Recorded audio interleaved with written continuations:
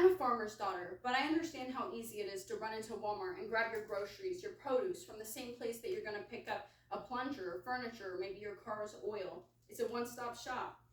But the cost of convenience has to fall on somebody.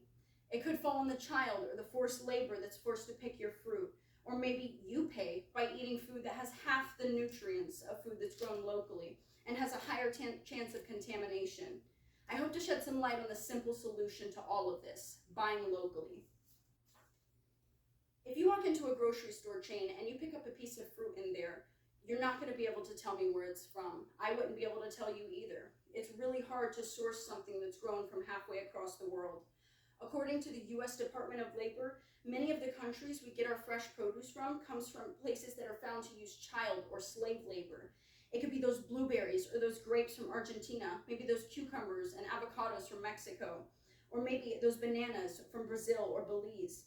Your food could be coming from a farm with perfect ethics, or it could be coming from a farm that is exploiting children and forced labor for little to nothing for their backbreaking work. There's no way to tell. And those aren't the only people affected. You could be affected, or your family. By choosing not to buy locally, we hurt ourselves as well. You can increase your risk of food contamination when you buy from out of country. Your produce doesn't go straight from the farmers to the grocers. It passes through many hands by the time you get it. It goes through processors, packing houses, and shipment. Studies from Rodale Institute have shown that the risk of contamination increases with each added stop. There are more negatives to all the shipping and processing as well. Your food begins to lose nutrients 24 hours after it's picked. And according to Oregon State University, broccoli shipped from out of country has half the amount of vitamin C and other nutrients than broccoli grown locally. It sounds bad, I know, but the solution is simple. How many times have you driven past that fruit stand down the road or that farmer's market around the corner?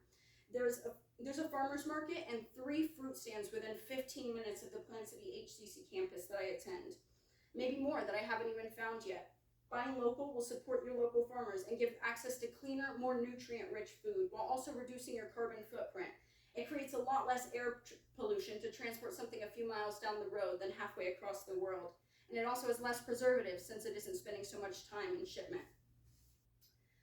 I know you guys are busy. I know you all lead hectic lives, but that one extra step can help so many people. It can help the lives of exploited labor, the children or slaves. It can help you by giving you access to cleaner, more nutrient-rich food.